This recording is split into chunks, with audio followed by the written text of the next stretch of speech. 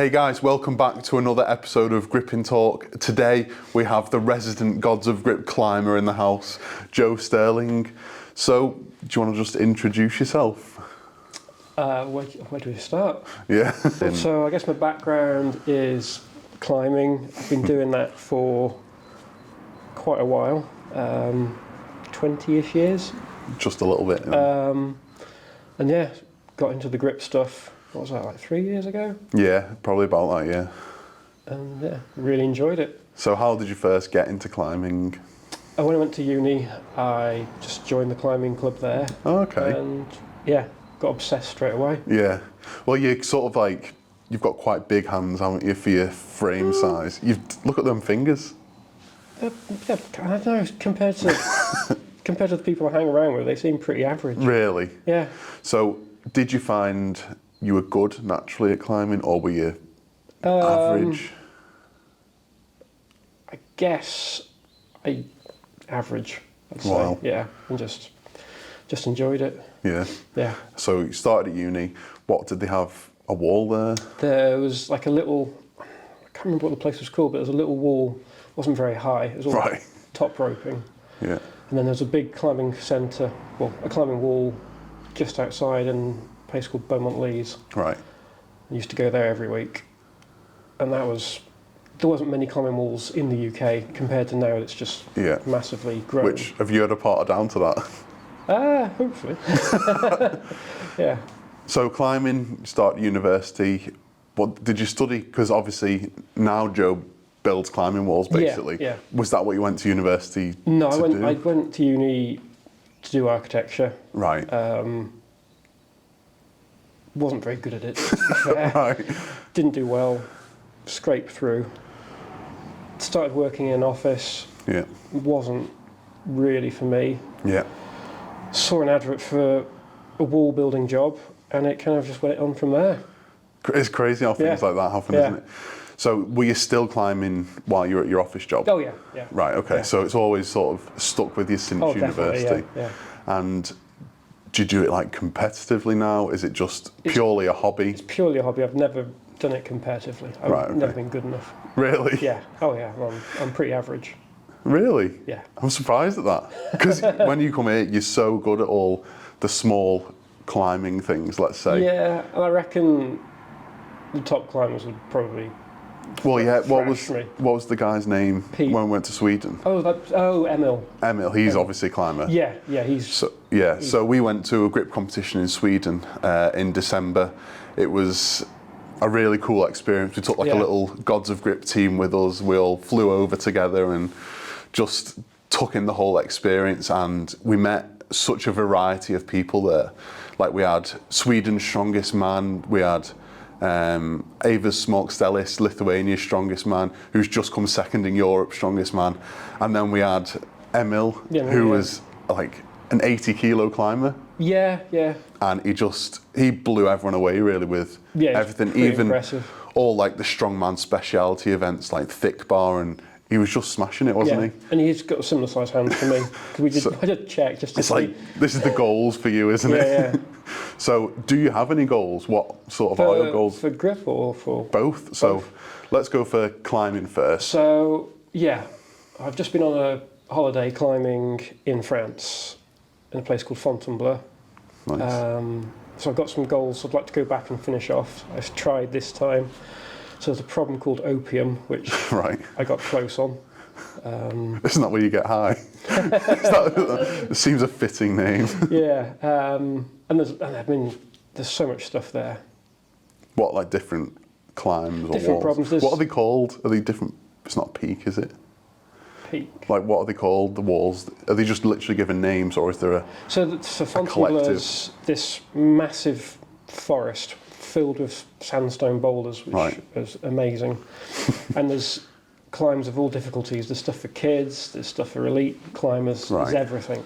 And yeah, there's guidebooks which have got maps of where they all are and the names of them and the grades, the difficulty. Right.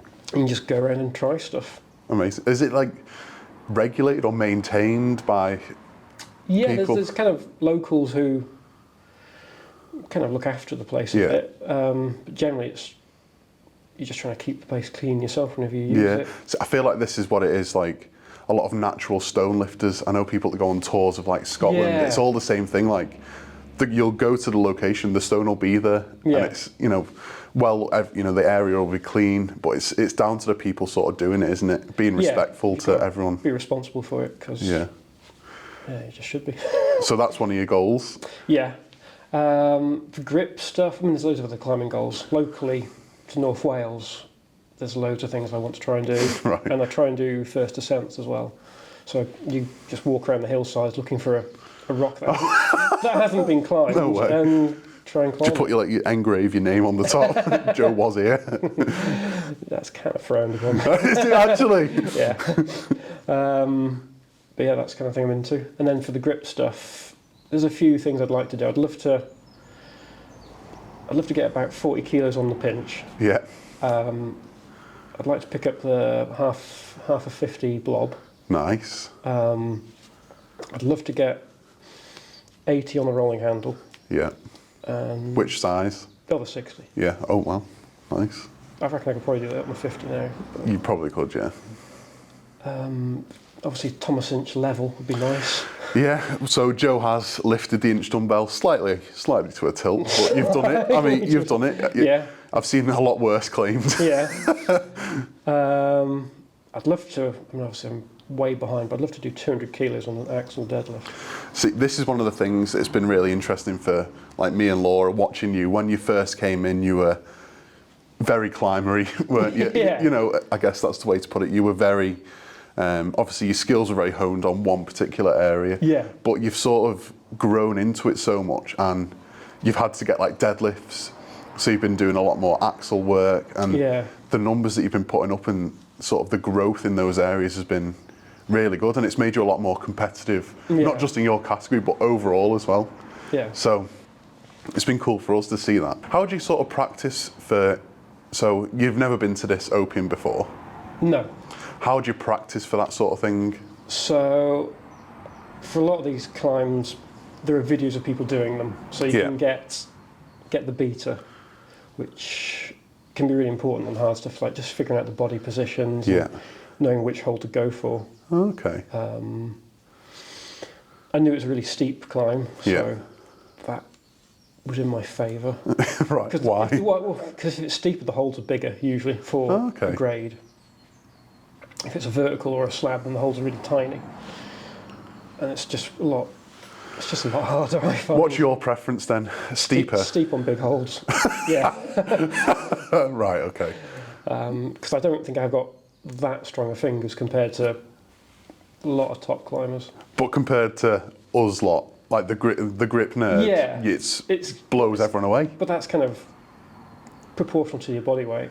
Again, well, climbing is all about your body weight and moving your body. Yeah, I suppose, but like on the cliffhanger, a prime example, probably one of my worst events. I just can't do it. I really would like to. We'll have to go. You'll have to take me on to just have a go, just to see, literally. Yeah, take it to a wall. Because I'm so bad at like the cliffhanger, but whether it'd make a difference if I was on a wall somewhere.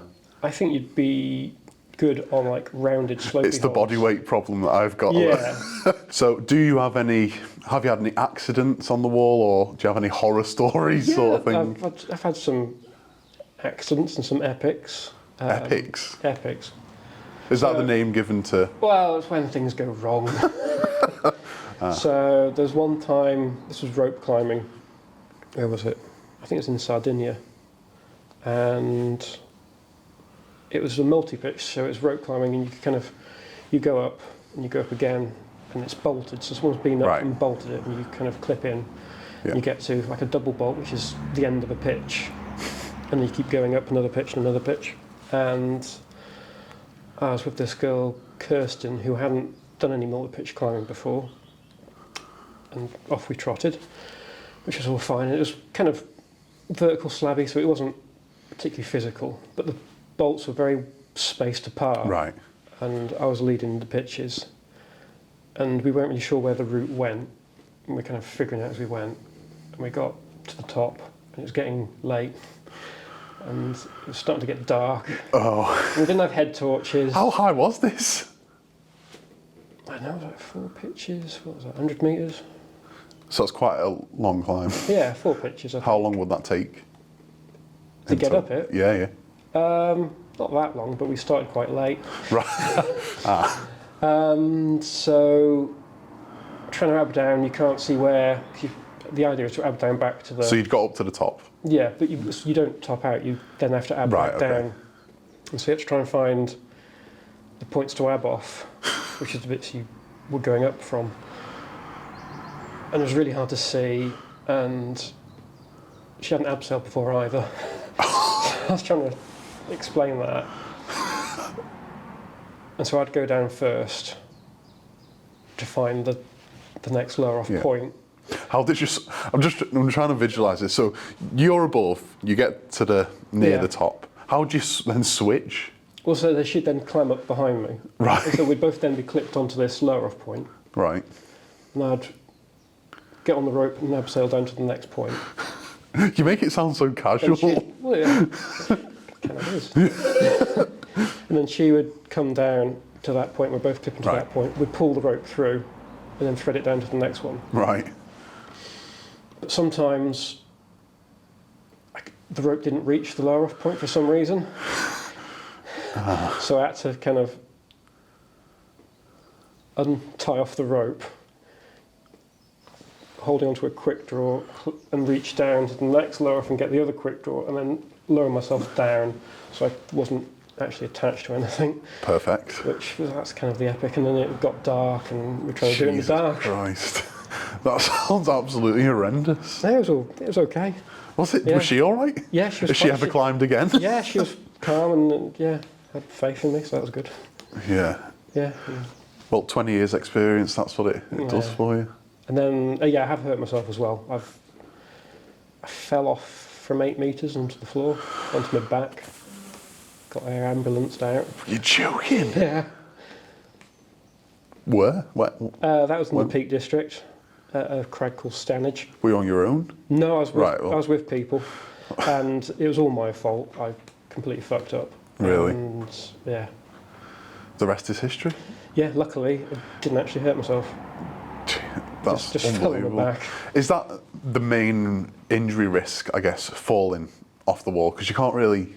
Do you get any finger injuries? Yeah, you can, you can get loads of finger injuries, especially tendon and pulley strains. And is that a pulley strain? Is that a thing? So you got, I can't remember which way around, is it A1, A2 and A3 pulleys? Right. In these fingers. And you can either snap them or strain them. Well, yeah, I suppose you're holding... Do you ever get, like, any really sharp edges unexpected? That's what I think, like, surely there's... Because it's a rock, isn't it? Yeah. You know, it's going to naturally weather over time and... You get loads of... So, like, you won't be able to see how well they faded a bit, but from climbing on the sandstone, my tips got really thin. Yeah. And I got a few splits. Is it dead dry as well, I imagine? It can do, yeah. And it's not uncommon to get flappers. Okay, you like explain? So a flapper is basically a flap of skin tearing off. So do you tape up and then continue, or literally just? I've had them in the past. You just tear them off, tape up, and keep going. Sounds like a great hobby, this. Yeah. But I suppose it just toughens your fingers up that bit more. And it's not a great plan, but it works. It does the job. Yeah, have you ever sort of experienced any other types of injury with other people or anything like that? Or is it, I mean, for 20 years, 2 accidents, that's not too bad, is it? No, there's been more than that. Oh. Broke my nose. Right. How? So when you're bouldering, usually someone's climbing and often someone's spotting you. So if they do fall off, you kind of guide them to the floor. You're not going to catch them, but so cushion them a little bit. Cushion them a bit, yeah.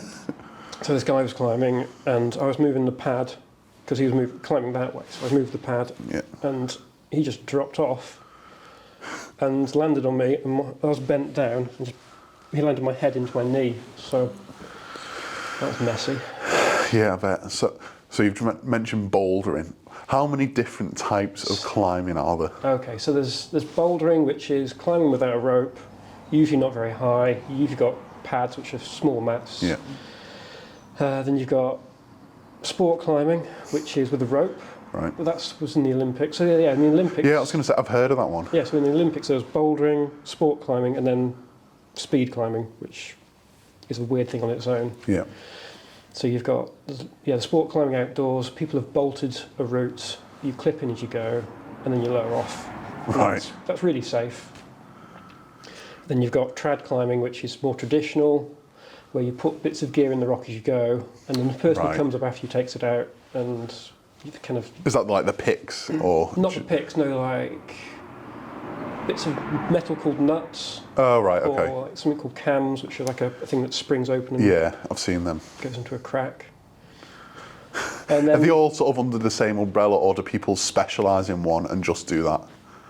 People do specialise in one, right. And then some people just do everything. Bit of everything. Are you a bit of everything? I used to be, now I just boulder. Yeah, yeah, I've kind of got more niche. Yeah. And then you've got like the wintry stuff, which is the ice climbing where you get the picks and stuff. That's what I was thinking. That's quite a cool one. It is good fun, yeah. So you've done that as well? I've done ice climbing, yeah. I've done a bit in North Wales. Nice. Is Wales a good spot? Wales is a great spot. Not for winter climbing, but generally a great spot. A lot of random rocks and stuff. Yeah, yeah. Yeah, what about, where else is good in the UK? Where else is good in the UK? Lake District's good. Yeah. Peak District's good. Yeah. Lots of Scotland. I bet Scotland's got so much untapped potential almost. It's probably the place in the UK with the most untapped potential. Yeah. Because it's so far away, no one bothers. Yeah, literally. Basically. Yeah. And even like Cornwall's a great spot as well. Oh, right. Yeah. It's crazy. Yeah, there's loads of great places. Right, well, shall we do a little bit of... Yeah.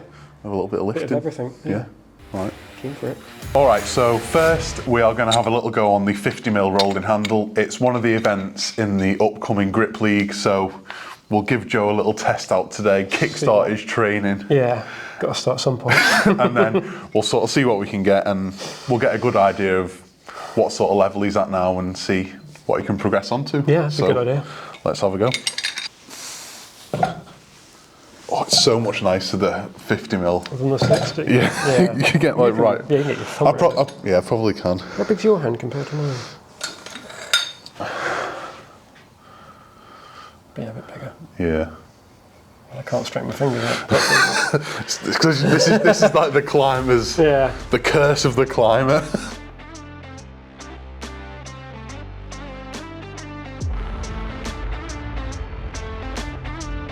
Right, do you want a bit more on? Oh yeah. What do you reckon? He's keen. I'm quite keen for the 20. Yeah? Yeah.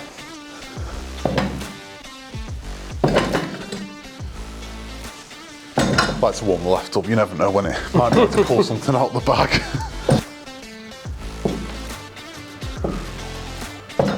Surprised you're keeping the forearms hidden away as well.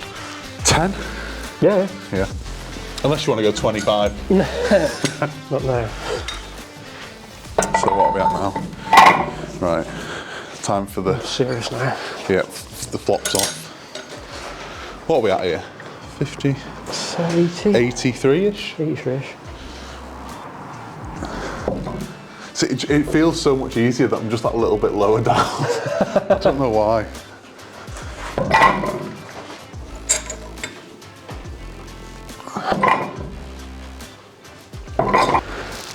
Nice. It's starting to get heavy now. You're pleasantly surprised with that? Yeah. The rest of the A weights. 5 on? Yeah. Easy. You might be getting to 100 here. What are we on now? 88? Not on the left. What do you reckon? Another 5?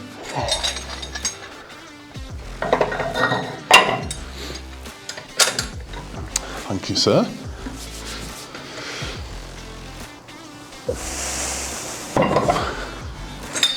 Nice. Choke right now. Yeah. You get once you start warming up a bit, like the adrenaline starts going, a bit of sweat peeping through. Come on, Joe. Oh, come on. Jumper off. Here we go. Serious business now. Come on. Big drive with the legs. No, not there. A bit much. Yeah, thought so. So one thing that's 88?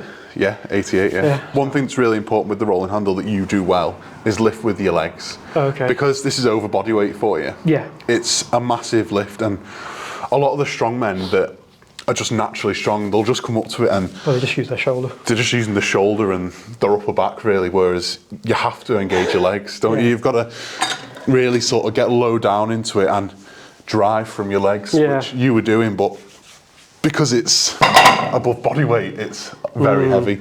Another go. Go on.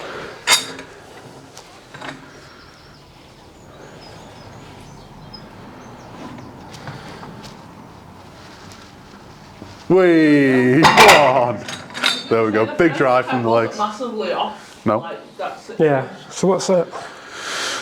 It's 50, 60, 70, 80, 90.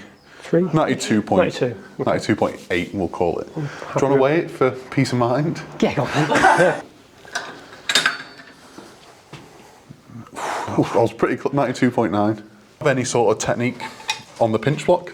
I think I try and get it in there. Yeah. Yeah, that feels about right. Yeah, it's the same as me. You're trying to almost eliminate that gap there. Yeah. So this fits my hand really well.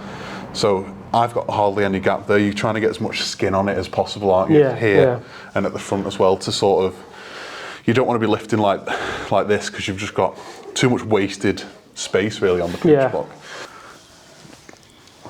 This is impressive. Well, yeah, I usually struggle at 30. That's what do you reckon? 5? yeah, go on. I'm teasing him up here. Laura's just pointing at the pythons there. Meaty forearms. Go on, show them off. Come on.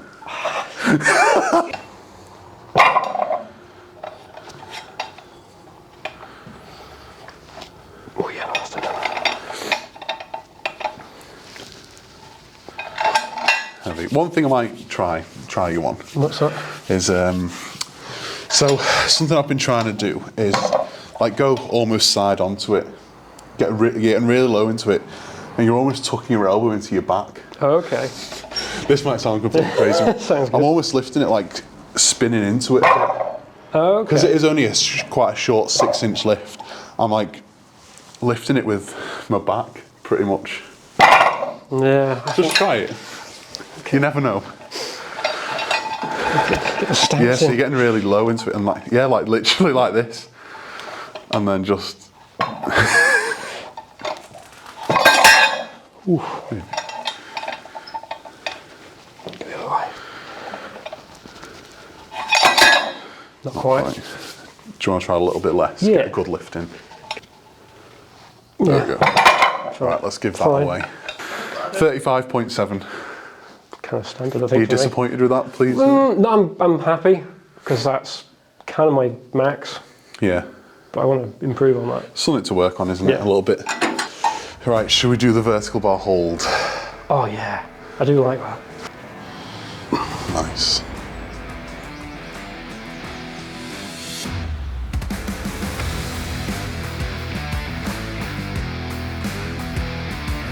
Go on. Good. 12.4. You're well in. Let's try the other hand. Yeah. Oh, he's got a spinner. Over the 5 seconds. Yeah. 8.79.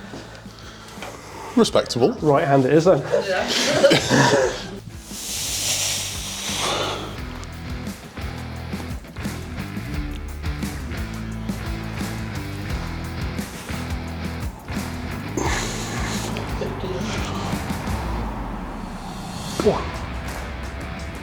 Come on. Keep going. Wow, sweating up my hands. 23.2. Oh, That's good. Let's pour that. What have I got? I think I got 26 the other day. Oh, okay. Right, fourth event. The hub. The hub, my party piece. Have you done much hubbing before? Yes, I've got a Okay. hub. Oh, I feel like he's going to be good at the hub then. If I can get 20, it's a good day.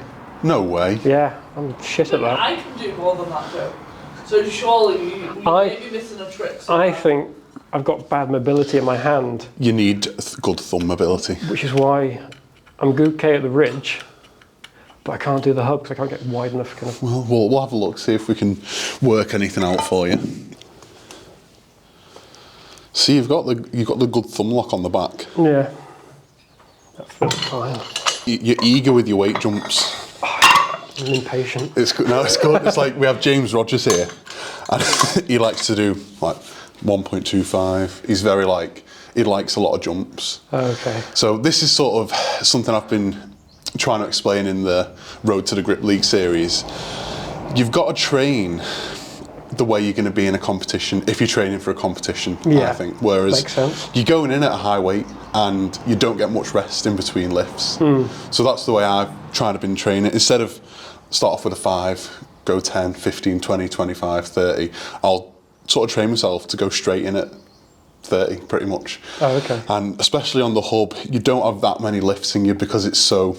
It's weird how it goes so quick. So I think you've got to be really sensible and go in at just below your max really, and then almost get one more good lift if you can. Yeah, you need to know your numbers. Yeah, so we'll see what you can get.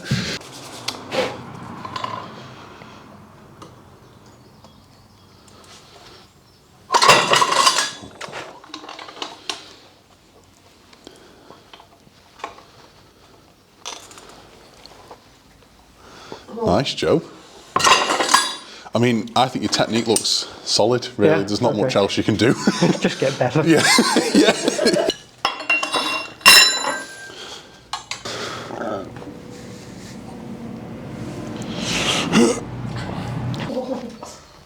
Go on, Joe. He's flying. Let's get it weighed. Oh no, let's get some more. Okay.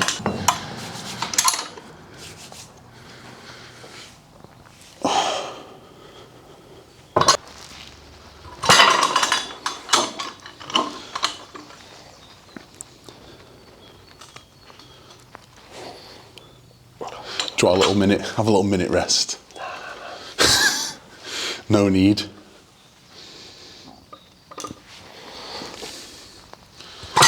Not quite. It's nearly in there. Yeah, maybe. Yeah, I think that's very respectable. Yeah.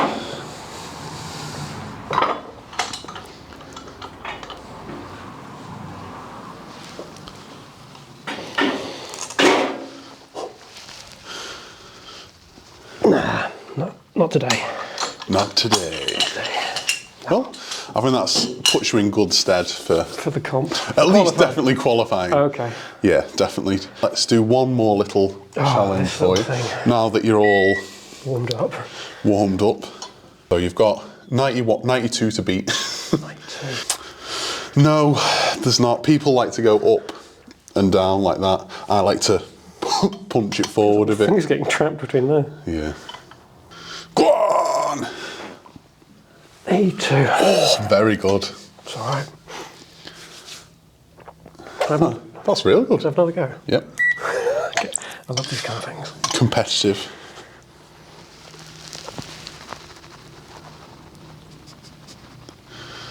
That is max effort, that. Nah, it's less. Getting tired now. Where are the cracks? Oh, Jesus. Oh, I think that's the best so far. 117. Okay. You have done 119. Oh, damn it. Let's try it one more time. I just can't get to my, Try that old arm technique. Yeah, there's like the punch, I don't know.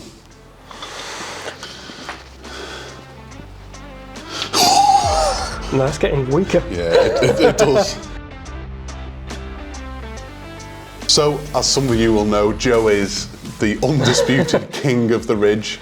I think he's got the current record on the low, mid and high ridge. So I thought it'd be interesting to sort of hear his take on technique, how he lifts it, and hopefully you can teach us the ways of the ridge. I'll try. So just try and explain sort of your setup and technique for this. So I try and get this part of my thumb buried in as deep as I can. I don't know if you can see it really. I roll my thumb in and I try and get it off centre and then just come in and crimp my fingers. See, that's the optimum position for me. It's really uncomfortable. So a thumb lock and a crimp, is that a type of climbing grip? Yeah, crimping is. Yeah, so if you're on a climbing, a full crimp is if you pull your thumb over like that. Yeah. Half crimp is like that. And then the other position, common, is like a drag. Oh, right, okay. Which is what I'm doing on cliffhanger. Because you're more on your joint, but it trashes your skin more if you're on a sharp edge. That's Which is like interesting. that. That's more powerful. Yeah. But it's hard to maintain. With that, you're kind of more on your skeleton. Maybe that's where I'm going wrong. Yeah. So we've got one final question for you. If you could give your 16-year-old self one piece of advice, what would it be? It can be sporting or general life. Don't worry about making mistakes. Yeah, I like that. Because you're going to. Yeah, learn from them. Yeah. Develops you as a person. Yeah. Nice. What about anything to do with climbing? Any mistakes that you've learnt along the way? Just get stronger fingers. Yeah. The cliffhanger, Yeah. perfect one. And the ridge. Yeah. Very good. Yeah. Right, thank you very much. So this is Joe Sterling, our resident Gods of Grip climber. Like I said, he's sort of the master in his field at this, and we've loved learning from him, and I hope today you've learnt a little bit about the wonderful world of climbing. So thank you very much for coming, Thanks for having me. and we'll see you soon for another episode.